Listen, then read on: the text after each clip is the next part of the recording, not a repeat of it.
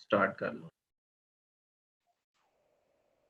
तो आपने दूसरे नंबर पे ये चेक करना है कि जब आप सेकंड टर्म को फर्स्ट टर्म से डिवाइड करेंगे कोई खास नंबर आ जाएगा, उस खास नंबर को सेकंड टर्म से मल्टीप्लाई करने से अगर तो थर्ड टर्म आ जाती है तो ये ज्योमेट्रिक सीरीज होगी, ज्योमेट्रिक सीक्वेंस होगी। ठीक है, उसके बाद जी तीसरा सर। केस आपके पास बच जाता है।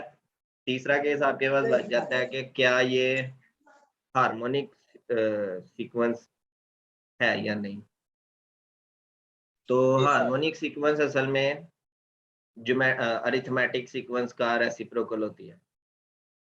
ठीक है, तो फर्स्ट टर्म को भी आपने 1 से डिवाइड कर देना है और सेकंड टर्म को भी आपने 1 से डिवाइड कर देना है और थर्ड टर्म को भी 1 से डिवाइड कर देना है। जब आप 1 से डिवाइड करेंगे ना ओरिजिनल ओरिजिनल सीक्वेंस को, ये बात आपने ध्यान से सुननी है। जैसे ओरिजिनल सीक्वेंस है जी 1 3 5 1 3 5 7, इस तरह से आपको क्लियरली नजर आ रहा है कि ये अरिथमेटिक सीक्वेंस है। लेकिन अगर ये हार्मोनिक होती तो ये होती 1 1/3 1/5 1/7 और इस तरह से। और अगर ये इस तरह ना हो, आपको पॉइंट्स में गिवन हो, जैसे 1/3 होता है 0.33, 1/5 होता है 0.2, 1 डिवाइडेड बाय 7 भी कुछ ना कुछ होता है, वो आप देख सकते हैं। तो इसको चेक करने का ये तरीका है कि इसकी टर्म्स का आपने रेसिप्रोकल कर लेना है। जब आप रेसिप्रोकल करेंगे तो वो अरिथमेटिक में चला जाएगा। ठीक है, जी जी सर, जी जी बिल्कुल फॉलो कर रहा हूँ। ठीक है, बहुत शुक्रिया सर, बहुत शुक्रिया। कोई बात नहीं। चलें हम नेक्स्ट अब चैप्टर 7 डिस्कस करते हैं। मैंने ये सोचा था कि मैं जो है ना आपको ज़्यादा कवर करवा दूंगा डिस्कशन में। परमुटेशन, कॉम्बिनेशन एंड प्रोबेबिलिटी है, इसमें से हम इंपॉर्टेंट चीज़ें डिस्कस करेंगे। तो जैसे आपके पास फिक्टोरियल का फार्मूला है, फिक्टोरियल का फार्मूला आपको आना चाहिए। पेपर में सिंपल क्वेश्चन भी आ सकता है 3 फिक्टोरियल क्या होगा। तो कुछ ऐसे भी लोग होंगे जिनको 3 फिक्टोरियल फाइंड करना नहीं आएगा। मतलब ये एक आम सा क्वेश्चन है, 3 × 2 × 1, इसको सॉल्व करें तो 3 फिक्टोरियल आ जाता है। ठीक है, या आ सकता है 0 फिक्टोरियल क्या होगा या 1 फिक्टोरियल क्या होगा। तो ये आपने याद रखना है, 0 फिक्टोरियल भी 1 होता है, 1 फिक्टोरियल भी 1 होता है और n फिक्टोरियल का फार्मूला n × n-1 n-2 और ये 3 to 1 तक ये चलता जाता है। ठीक है, और नेगेटिव नंबर का फिक्टोरियल आप फाइंड नहीं कर सकते। ठीक है, ये आपने याद रखना है, इम्पॉसिबल जी होता है सर। नेगेटिव नंबर का। जी सर। क्यों जी सर। इम्पॉसिबल होता है अभी आपका ये कंसर्न नहीं है, ये सारी बातें इंटरव्यू वाली हैं। तो पहला पहला टारगेट ये है कि आपने रिटन क्लियर करना है। इंटरव्यू बिल्कुल सर, क्वेश्चन बिल्कुल। हम बाद में भी डिस्कस कर लेंगे, जब मुझे उम्मीद है कि काफी काफी सारे लोग आप में से क्लियर करेंगे। ठीक है, इंशाल्लाह तो सर, इंशाल्लाह। हाँ जी, इंशाल्लाह। इंशाल्लाह। तो फिर इंटरव्यू इंशाल्लाह। के क्वेश्चंस भी हम डिस्कस कर लेंगे। तो आपने जो है ना इसके 2-3 पहले 2-3 क्वेश्चन जो है ना वो ट्राई कर लेने हैं और उसके बाद आपने चले जाना है जी नेक्स्ट परमुटेशन पे। तो परमुटेशन की डेफिनेशन है, a permutation of n different objects is an ordering of the objects such that one object is first, one is second and one is third and so on. तो ये ordering होती है, एक तरतीब होती है। ठीक है, डिफरेंट ऑब्जेक्ट्स की। और यहाँ पे जो परमुटेशन है, permutation of n different objects taken r at a time is an arrangement of the r objects। जैसे npr है, ठीक है, ये इसका पहले नंबर पे तो आपको फार्मूला आना चाहिए कि n factorial over n minus r factorial. तो इसको बेहतरीन तरीके से मैं आपको अगर बताऊं कि ये आप समझना चाहते हैं कि ये npr क्या होगा, तो इसके लिए आप ये एग्जांपल देखें, एग्जांपल 1 से ही आपको समझ आ जाएगी। सर जी, ये क्वेश्चन ऐसे भी पेपर में आ सकता है कि आप जी बताएं प्रिंसिपल काउंटिंग क्या है। तो प्रिंसिपल ऑफ काउंटिंग को भी यही कहते हैं कि NPR। अच्छा अच्छा, जी ये जी लिखा हुआ है यहाँ पे, कहाँ पे लिखा हुआ है बताना जरा। सर ये बुक तो मैंने नहीं रीड की, लेकिन ना मैंने देखा था, किसी इंग्लिश बुक में देखा था। Fundamental principle of counting. Counting sir. जी जी क्योंकि आप जब 1 लिख लेते आप दोबारा 1 नहीं लिखते। बिल्कुल। मतलब आपने 10 तक काउंटिंग करनी है ना, तो आपने जब 1 लिख लिया तो आप 2 बार तो नहीं ना लिखेंगे, आप 1 के बाद 2 पे जाएंगे, 2 के बाद 3 पे जाएंगे, तो ये उसकी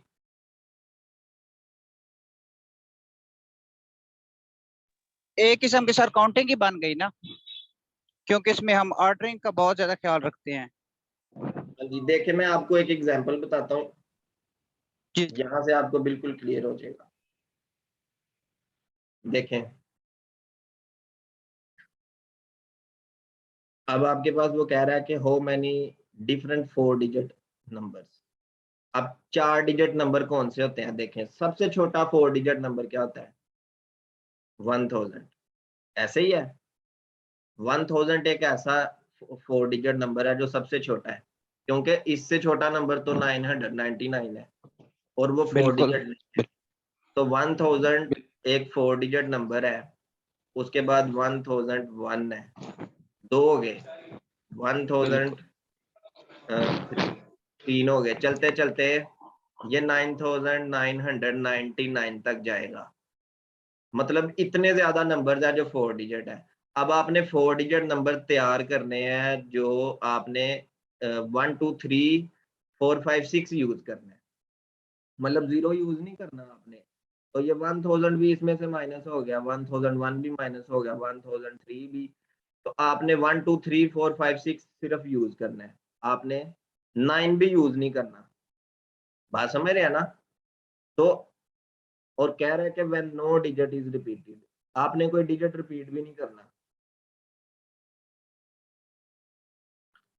तो टोटल जो डिजिट्स आपको गिवन है वो 1 2 3 4 5, मतलब 6 डिजिट आपको गिवन है, और 6 डिजिट से आपने 4 डिजिट का 4 डिजिट के नंबर तैयार करने हैं।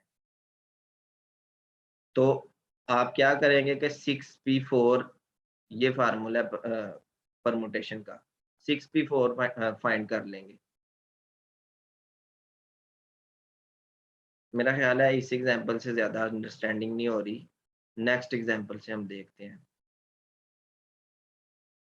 How many signals can be made with 4 different flags when any number of them are to be used at a time? एक सेकेंड, ये ज्यादा बेहतर एग्जांपल है। तो जैसे ये देखें, आपके पास यहाँ पे ना एक ट्रायंगल के 3 कोने हैं ABC, ठीक है। जी sir. We like to find the number of different ways to name the triangle with vertices ABC. The various possible ways are obtained by constructing a tree diagram. ये तो उसने ट्री डायग्राम यहाँ पे ABC, ACB, BCA, BAC, CAB, CBA, तो ये आप इसके नाम रख सकते हैं ना। जैसे ABC को हम 1 2 3 कह लें, तो 1 2 3, ठीक है। तो एक तो ये हो गया ना कि आप यहाँ पे 1 लिख लें, यहाँ पे 2 लिख लें और यहाँ पे 3 लिख लें। एक हो गया 1 3 2, ठीक है। एक हो गया 2 1 3 और 2 3 1, ठीक है। और इसके अलावा हो गया 3 1 2 एंड 3 2 1। क्या इसके अलावा और कोई तरीका है कि आप इसके जो वो लिख सकें, मतलब 1 2 3 को डिफरेंट वे से यूज कर सकें? आई क्योंकि थिंक सर आपने ये 1 2 3 इकट्ठा लिखा है ना, 1 के बाद 2 2 के बाद 3। जी तो जी ऐसा और कोई भी यहाँ पे मैंने कोई भी ऐसा कॉम्बिनेशन ये जो नहीं लिखा, जैसे 1 2 3 इकट्ठा है, 1 के बाद 2 और 2 के बाद 3 आना चाहिए। यहाँ पे देखें 1 के बाद 3 है, 2 तो नहीं है। तो ये भी डिफरेंट है, ये भी डिफरेंट है और ये भी डिफरेंट। टोटल 6 वेज बनते हैं ना हमारे पास। तो अगर मैं आपको बिल्कुल कहूँ सर, कि आप, बिल्कुल मैं आपको कहता बिल्कुल हूँ सर, 1 के बाद 2 आपने कर देना फिक्स, आपने 1 2 3 इस्तेमाल तो करने हैं, लेकिन आप 1 के बाद 2 फिक्स कर दें, अब कितने वेज बनते हैं? हाँ नहीं नहीं, ये सारा है यूट्यूब पे था इनका ग्रुप। अच्छा चले, मेरे क्वेश्चन का आंसर दें, आप सब लोग सुने कि आपने 1 2 3 यूज करना है, 1 2 3 यूज करना है, लेकिन 1 के बाद 2 आप फिक्स कर लें, जी अब कितने वेज बनते हैं? सर। ये हमारे पास बनेंगे आई थिंक 4 बनेंगे सर। 1 के बाद 2 अगर फिक्स कर लें तो 3 इधर आ जाएगा, जी या 3 1 2 आ जाएगा, बिल्कुल और कोई वे बनता है? सर। 3 1 2, हाँ ये हो गया। तो टोटल 3 थे ना आपके पास डिजिट्स, तो बिल्कुल 3 में से 2 तो आपने यूज कर लिए, तो सर, बिल्कुल बिल्कुल बिल्कुल बिल्कुल, ये तो 2 ही बनेंगे। क्योंकि हमारे पास ना 2 नंबर हैं, तो हम 2 का 3 factorial factorial over 3 minus 2 n factorial over n minus r factorial, sorry 2 नहीं, यहाँ पे हमने एक छोड़ा हुआ है ना, 3 माइनस 1 फैक्टोरियल, तो 3 2 1 ओवर 2 फैक्टोरियल, तो 3 मल्टीप्लाई बाय 2 ओवर 2, तो ये क्या आ गया आंसर? 3 आ गया। ये 3 कैसे बन रहे हैं, सोचें जरा। सर इसको ऐसे देखेंगे ना, क्योंकि हम देख रहे हैं कि ये एक मतलब अगर हम 3 नंबर्स को लेके चल रहे हैं, तो फिर हम उसका देखेंगे पॉसिबल कितनी बनेंगे उसकी पॉसिबिलिटी। वो 3 फैक्टोरियल देखेंगे, वो 6 बनेंगी। अगर हमारे पास अब 2 को हमने फिक्स कर दिया है, तो फिर हमारे पास टोटल 2 नंबर्स बचे, उसकी पॉसिबिलिटी सर 2 बनेंगी, 2 फैक्टोरियल। एक मिसाल है, 1 को फिक्स कर दे, 1 को हमने नहीं यूज करना ना,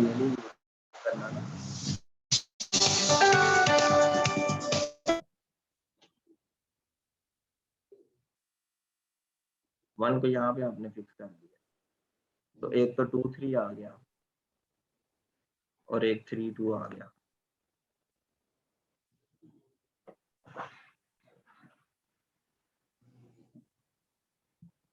अगर किसी को समझ आ रही है तो वो बता सकता है।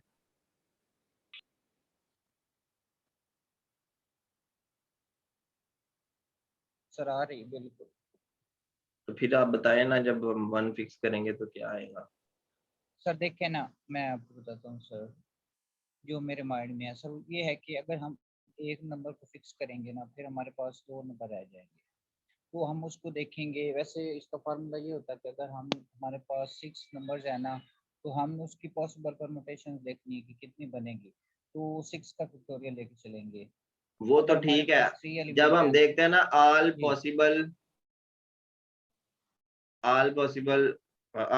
पॉसिबिलिटीज, ठीक है, इस तरह कर लेते हैं ना abilities। तो ऑल पॉसिबिलिटीज तो जी वही है ना, अगर 6 नंबर है तो 6 का फैक्टोरियल ये तमाम पॉसिबिलिटीज है।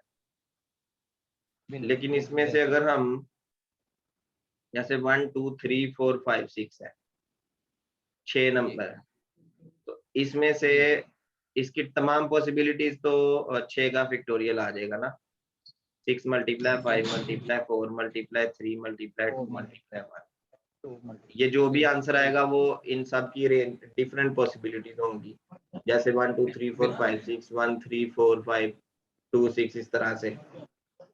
तो वो जी। जितने भी नंबर्स आप फॉर्म कर सकते हैं इन 6 नंबर से, वो आ जाएगा। वो हमारी वो हमारी पॉसिबिलिटीज हो बिल्कुल। अगर मैं 1 2 3 को पहले फिक्स कर दूं, जी तो तो फिर वो अब तो हमारे पास, चूंकि ऐसा समझे ना सर जी, अगर 1 2 3 को हम फिक्स करेंगे, तो वो बिहेव करेंगे एज अ लाइक आइडेंटिटी। तो हम फिर देखेंगे कि हमारे पास रिमेनिंग कितने डिजिट्स हैं या कितने नंबर्स हैं, फिर हम उसके हिसाब से उनका हिसाब लगाएंगे कि इतने नंबर है, उसका फैक्टोरियल चेक करेंगे, फिर उतनी उसकी पॉसिबिलिटीज बनेंगी कि हम इसको इतनी पॉसिबिलिटीज में लिख सकते हैं कि इन नंबर को हमने फिक्स किया। उसके बाद 3 फिक्स कर दिए ना, तो ये क्या आएगा? 6 p 3 आएगा। ये हमारे पास बिल्कुल सर।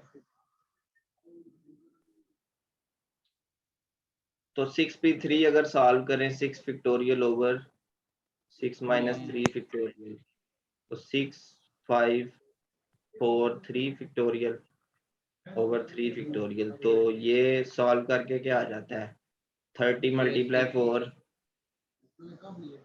120।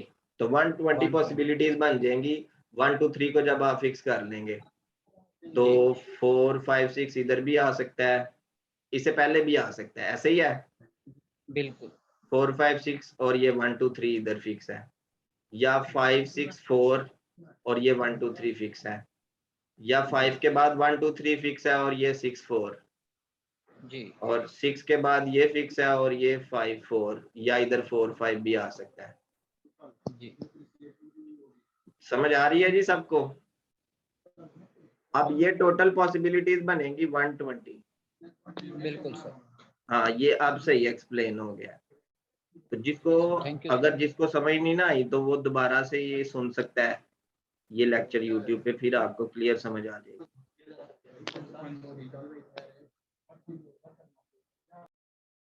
उसके बाद ये सर्कुलर परमुटेशन करने की जरूरत नहीं है। उसके बाद कॉम्बिनेशन आ जाता है। कॉम्बिनेशन का फार्मूला है जी NCR।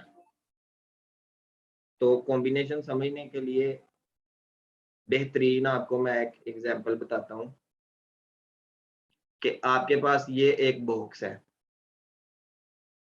ठीक है। इस बॉक्स में एक रेड बॉल है, एक ब्लू बॉल है और एक ग्रीन बॉल है, ठीक है। तो आपने 2 बॉल्स निकालने हैं हर बार। तो कितने कॉम्बिनेशंस बनेगी, मतलब 2 बॉल आपने निकालने हैं ना, तो कितनी कॉम्बिनेशंस बनेगी? तो देखें,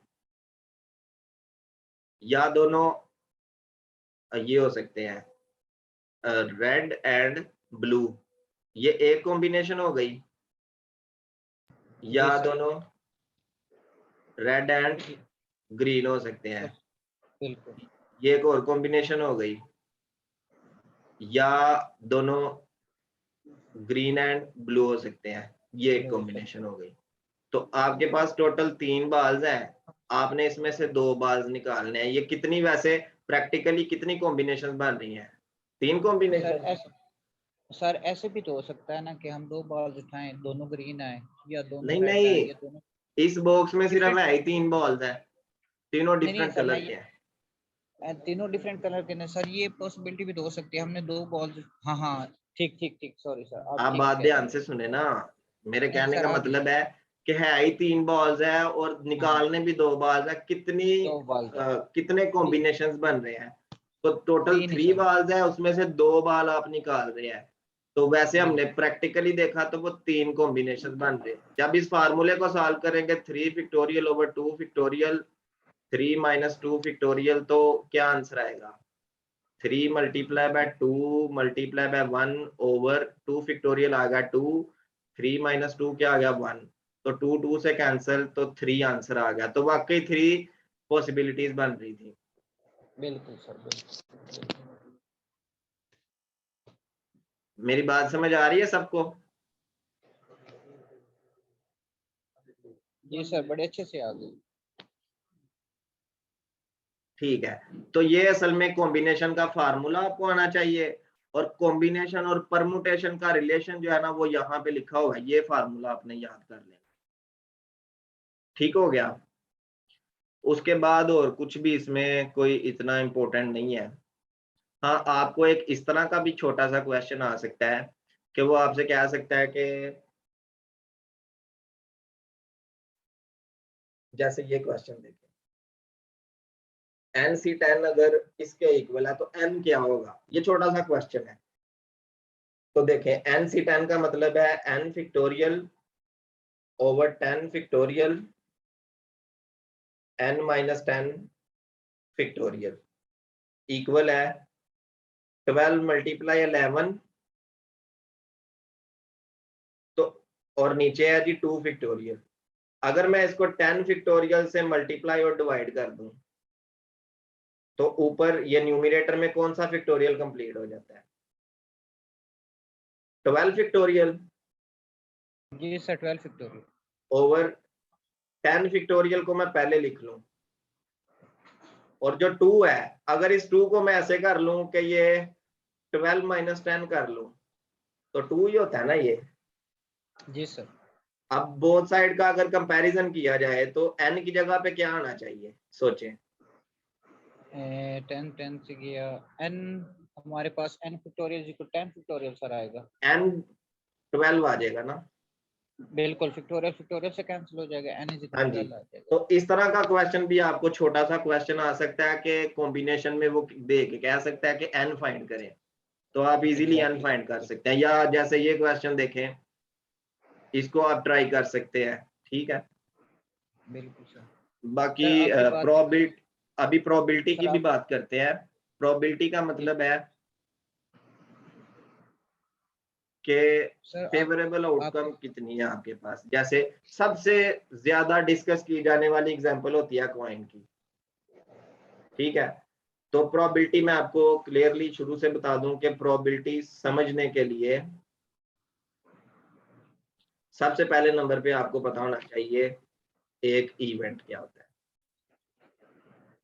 इवेंट इवेंट वो है जो आप मतलब कोई भी एक वाकया, कोई भी, जैसे आप कोई टास्क करते हैं तो वो भी एक इवेंट है क्योंकि आपने कोई काम किया है। इसके अलावा आप ये जो डाइस होती है उसको रोल करते हैं तो वो भी एक काम है, वो भी एक इवेंट है, ठीक है। उसके बाद दूसरा ये है कि अगर आप कॉइन को टॉस करते हैं तो तमाम पॉसिबिलिटीज क्या हो सकती हैं। जैसे आपने अभी पॉसिबिलिटीज को पहले स्टडी किया है तो बुक वाले ने आपको परमुटेशन क्यों पढ़ाया है, क्योंकि आपको पता चल जाए कि ऑल पॉसिबिलिटीज होती क्या है। तो कॉइन को टॉस करने से या तो हेड आएगा या टेल आएगा, ठीक है। जैसे आप कहते हैं 5 रुपए का कॉइन हो तो आप कहते हैं 5 आएगा या चांद आएगा। कॉइन को टॉस करते हैं ना, अक्सर लोग करते बिल्कुल हैं, सर बिल्कुल। क्रिकेट खेलते हो या वैसे भी, या किसी की कोई बात ना मान रहा हो तो कहते हैं चलो टास्क कर लेते हैं, या तुम बिल पे करोगे या मैं बिल पे करूंगा। जी जी सर बिल्कुल। हाँ जी, तो ऑल पॉसिबिलिटीज कॉइन के केस में हेड या टेल है, तो कॉइन के केस में जो सैंपल स्पेस है ना वो होगी हेड या टेल। बिल्कुल सर। इसके अलावा अगर आप डाइस की बात करते हैं तो डाइस में कितनी साइड्स होती हैं? 6 सर। 6 होती है ना, 1 2 3 4 5 6। तो डाइस के केस में जो सैंपल स्पेस है वो आ जाएगी 1 2 3 4 5 6। अगर आपको मैं कहता हूं कि आपके पास 10 नंबर है, पहले 10 इवन नंबर, क्या कहना चाह रहा हूं, पहले 10 इवन नंबर, तो वो सैंपल स्पेस क्या बनेगी? 0 सर 5 टोटल। 2 4 6 8 10 20 सॉरी 12। देखे ना, आपको मिस्टेक हो गई थी आपसे। 14, पहले 10 इवन नंबर करने हैं ना, 1 2 3 4 5 6 7 8 9 और 10। तो ये पहले 10 इवन नंबर है, ऐसे ही है। बिल्कुल सर। तो जिसमें तमाम पॉसिबिलिटीज आ जाए उसको सैंपल स्पेस कहते हैं, ऑल पॉसिबिलिटीज को।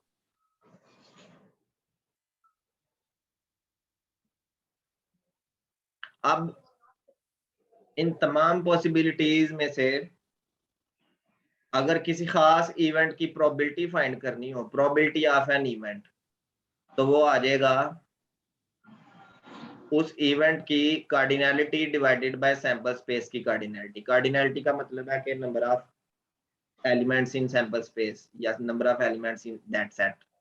तो मैं आपसे एक क्वेश्चन पूछता हूं, ठीक है, आपने फाइंड द प्रोबेबिलिटी, ठीक है, आप सब लोगों ने इसको जल्दी से सॉल्व करना है। Find the probability of an event, ठीक है, find the probability of an event A is equal to या मैं इसको वर्बल कह लेता हूँ, of an event A with first 4 prime numbers from first 20 natural numbers। तो मेरे कहने का मतलब है कि पहले 4 प्राइम नंबर कौन कौन से हैं, पहले ये देखें, 2 3 2 3 5 और 7। और फर्स्ट 20 नेचुरल नंबर, तमाम जो नंबर हम इस्तेमाल कर रहे हैं ना, वो फर्स्ट 20 नेचुरल नंबर है, वो सैंपल स्पेस में आ गए। 1 2 3 4 5 और चलता जाएगा 20 तक। अब आपने इन दोनों की कार्डिनैलिटी काउंट कर लेनी है। ए की कार्डिनैलिटी कितनी है? 4 और एस की कार्डिनैलिटी 20। तो इसकी प्रोबेबिलिटी क्या आएगी? Probability of A is equal to cardinality of A divided by cardinality of S. तो 4/20 ये प्रोबेबिलिटी है आपके पास उस इवेंट की। बिल्कुल सर, ठीक है। तो इस तरह प्रोबेबिलिटी का आपको सिंपल छोटा सा क्वेश्चन आ सकता है कि किसी भी कॉइन की प्रोबेबिलिटी फाइंड करें। देखें ना, जब आप 2 कॉइन्स शामिल करते हैं, 2 कॉइन, आपके पास 2 कॉइन है, तो 2 कॉइन्स का क्या मतलब है कि या दोनों पे हेड आएगा या दोनों पे टेल आएगी, या एक पे पहले पे हेड आएगा दूसरे पे टेल आएगी, या पहले पे टेल आएगा दूसरे कॉइन पे हेड आएगा। तो ये तो होगी ना ऑल पॉसिबिलिटी, जिसको हम सैंपल स्पेस कहते हैं। और इवेंट में कहता हूं कि कोई एक टेल आ जाए, एट लीस्ट 1 टेल। तो एट लीस्ट का मतलब है कम अज कम एक टेल, कम अज कम एक, या एक से ज्यादा भी हो सकता है। तो कम अज कम एक टेल या एक से ज्यादा टेल भी हो सकती है। तो देखें, इसमें कम अज कम एक टेल है, इसमें कम अज कम एक टेल है, एक से ज्यादा टेल्स भी हो सकती हैं। तो इवेंट ए में आ गया टेल टेल या हेड टेल या टेल हेड। तो इवेंट ए की कार्डिनैलिटी कितनी हो गई? 3। सैंपल स्पेस की कार्डिनैलिटी कितनी हो गई? 4। तो प्रोबेबिलिटी ऑफ ए आपके पास आ गया 3/4। बिल्कुल 3/4। ठीक है। इसी तरह आपको अगर 3 कॉइन्स का कह दिया जाए कि आपके पास 3 कॉइन्स है और 3 कॉइन्स की सैंपल स्पेस आप कैसे फाइंड करेंगे? या तो तीनों पे हेड आएगा, या पहले पे हेड है, दूसरे पे भी हेड है, तीसरे पे टेल है। तो इस तरह अगर आप करेंगे तो आपको थोड़ी सी प्रॉब्लम होगी। आप क्या करें कि एक ट्री डायग्राम बना लें, हेड टेल, ये फर्स्ट कॉइन हो गया। अगर आप इधर 2 ट्रीज बना देंगे तो ये सेकंड कॉइन हो गया। अगर आप हर आउटपुट के बाद एक और ट्री बना देंगे तो ये 3 कॉइन्स की हो जाएगी, head tail head tail head tail और हेड टेल। तो देखें ये 3 कॉइन्स हो गए ना, हेड हेड हेड आ गया। या फिर इसको रीड आउट करें, हेड टेल हेड और हेड जी, ठीक है। या आप इसको रीड आउट करें, हेड टेल हेड। या फिर इसको इस तरह से रीड आउट करें, टेल टेल हेड। इसको रीड आउट करें, हेड हेड टेल, या टेल हेड टेल, या इसको हेड टेल टेल, या इसको टेल टेल और टेल। तो आपके पास टोटल 3 पॉसिबिलिटीज है। और ये ऑल पॉसिबिलिटीज कैसे पता चलेगा? क्योंकि एक कॉइन की 2 आउटकम्स होती हैं, 2 आउटकम्स होती हैं और टोटल कितने कॉइन्स है? 3। तो नंबर ऑफ आउटकम्स और उसकी पावर आ गई जितनी तादाद है उनकी, 2। इस 2 की पावर 3 क्या हो गया? 8। तो अगर आप काउंट करें 1 2 3 4 5 6 7 और ये 8, तो सैंपल स्पेस में क्या आ गया? Head head head tail head head 2 हो गए, हेड टेल हेड 3 हो गए, टेल टेल हेड ये 4 हो गए, और 4 ये नीचे से। ठीक है, टोटल 8 हो जाएंगे। तो अगर आपको कहा जाए एट मोस्ट 2 हेड्स, तो ये इवेंट क्या बनेगा? इवेंट ए ज्यादा से ज्यादा 2 हेड या इससे कम ही होने चाहिए। एट मोस्ट का मतलब है ज्यादा से ज्यादा 2 या इससे भी कम। हेड तो ज्यादा जी से ज्यादा 2 हेड कहाँ पे आ रहे हैं? एक तो आ रहा है टेल हेड हेड, जी ये ज्यादा से ज्यादा 2 आ रहे हैं। एक आ रहा है हेड टेल हेड, यहाँ पे ज्यादा से ज्यादा 2 हेड आ रहे हैं, ठीक है। जी सर या टेल टेल हेड, क्योंकि ज्यादा से हेड ज्यादा है 2 या इससे भी कम, तो इसमें एक हेड आ रहा है तो ये भी इसका हिस्सा होगा। बिल्कुल सर उसके अलावा head head head head tail head head tail और हेड टेल टेल। बिल्कुल तो 1 2 3 4 5 टोटल एक ही कार्डिनैलिटी आ गई 5। 5 ऐसे ही है। तो प्रोबेबिलिटी बिल्कुल अगर आपको कहा जाए आप प्रोबेबिलिटी आप ए फाइंड करें तो 5/8 आ जाएगा। 5/8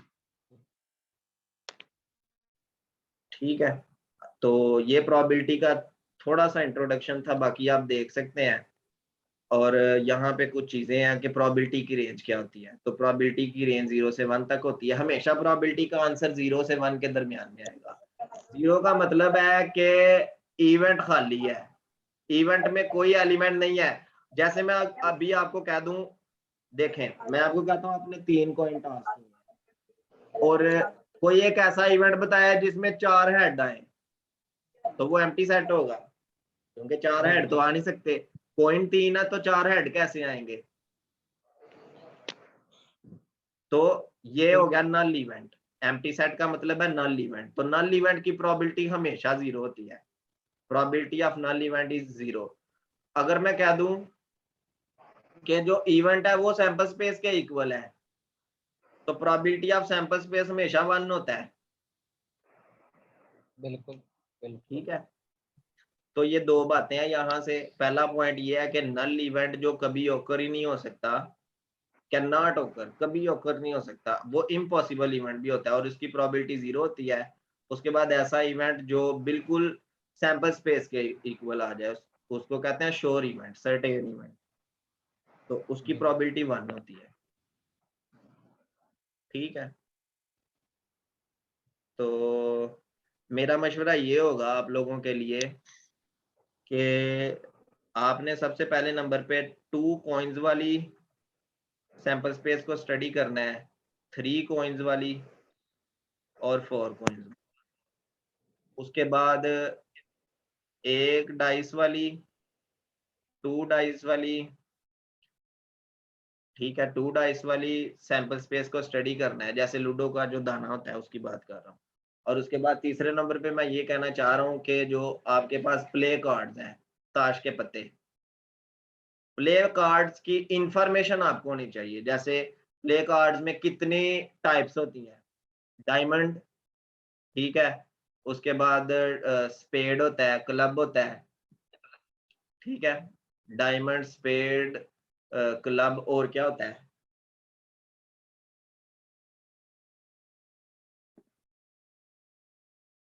ठीक है, इसमें 4 कैटेगरीज होती हैं और इसमें जो पत्ते होते हैं वो क्या होता है?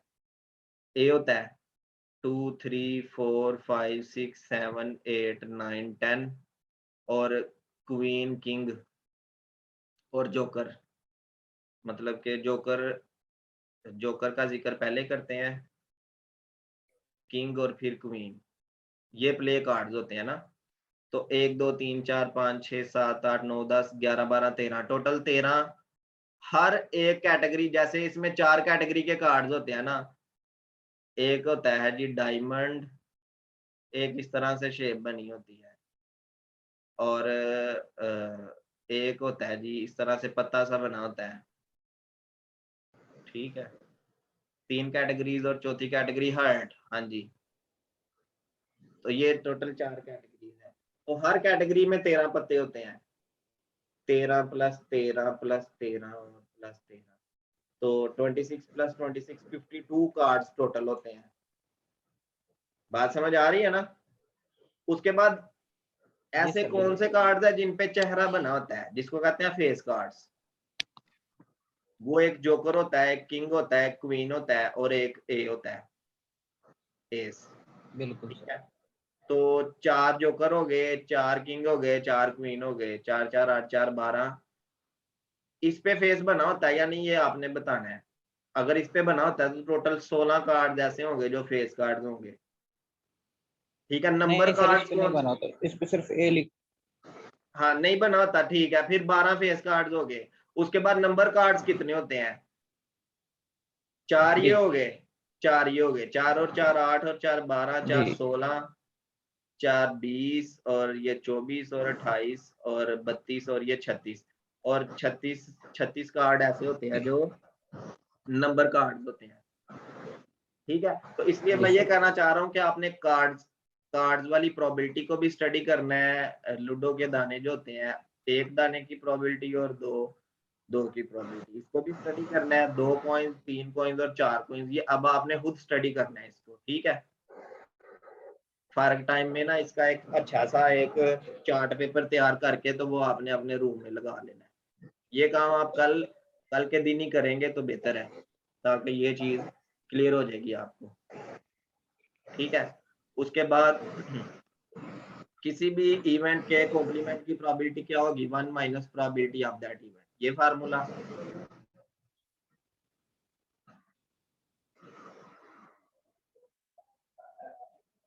और उसके बाद intersection probability of A intersection B is equal to probability of A multiply probability of B.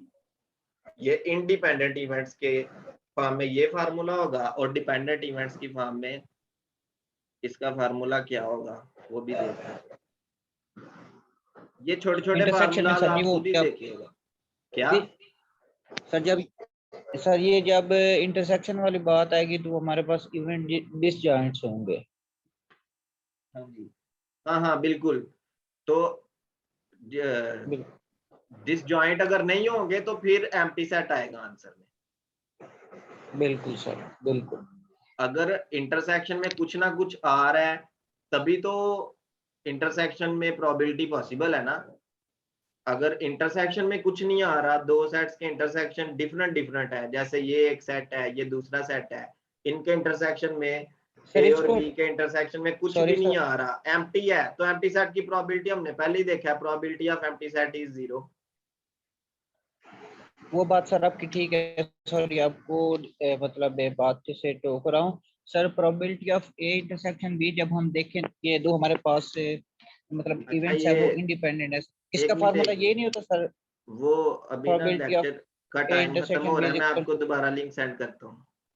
ठीक है, टू मैं ओके आपको सर, दोबारा okay sir, okay link send करता हूँ, ओके सर। फिर इसको देखते हैं। जी जी।